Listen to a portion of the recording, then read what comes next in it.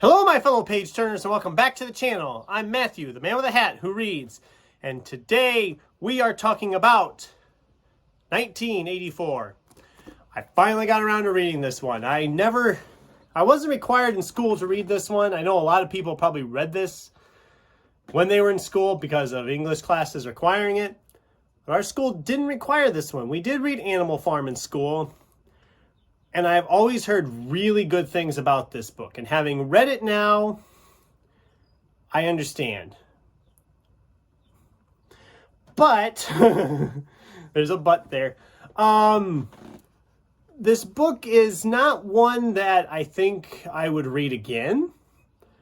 I did enjoy it for the most part, but it is very much a book I think that once you've read it, at least in my opinion, I don't need to read it again. I know some people will read it, have read it again multiple times, and some of us haven't probably read it for years, if you did read it in school. But the general gist of this, for those of you who don't know what 1984 is 1984 is essentially the first, I think, what you could call dystopian novel, one of the first dystopian novels out there, I think.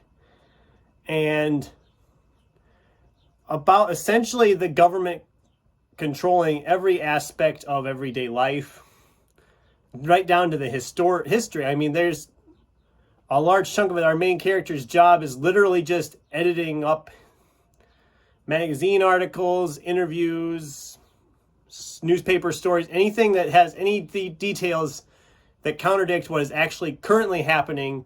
He is responsible for making the changes to it. And there is literally, it's to the point where there is no history outside of the party, as it's called here, or Big Brother. And it's just it's very different kind of novel. It is, this edition, I'm sure other editions are the same way. It's split into three parts. The first part's a lot of your setup. You meet the characters.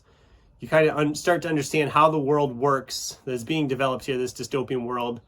And you start to see our main character, Winston, kind of starting to notice irregularities in how things are operating with the government and questioning things he probably shouldn't be questioning.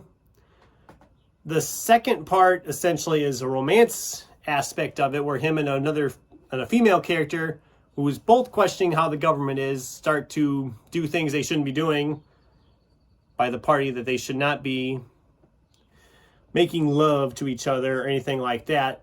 And then the third part is where it actually gets kind of terrifying, is essentially the government getting a hold of Winston and the girl and essentially trying to rewire their brains, I guess would be the best way to talk about this.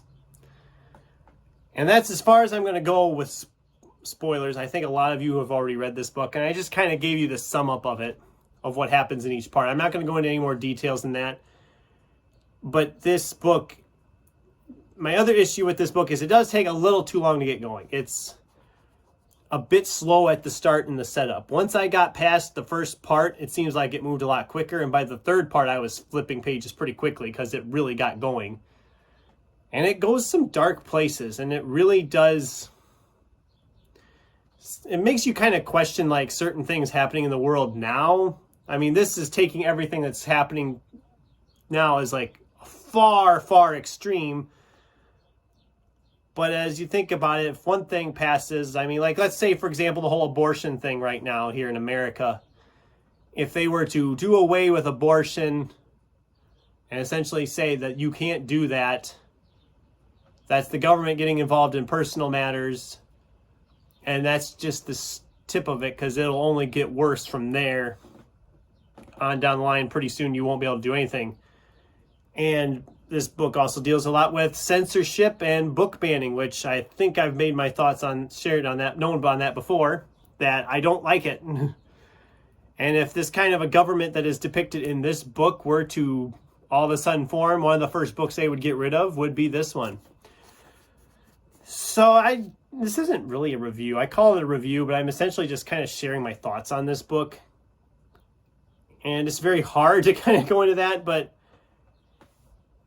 I will say this about it. Orwell does a really good job developing the world. The world feels real. It feels lived in. It feels authentic, which is both amazing and terrifying at the same time. And I unknowingly picked this to read in May, and with some people were reading about horror mayhem, and I really didn't read a horror novel this month, but this actually does kind of fit that in a weird way, especially the last third of it. It's very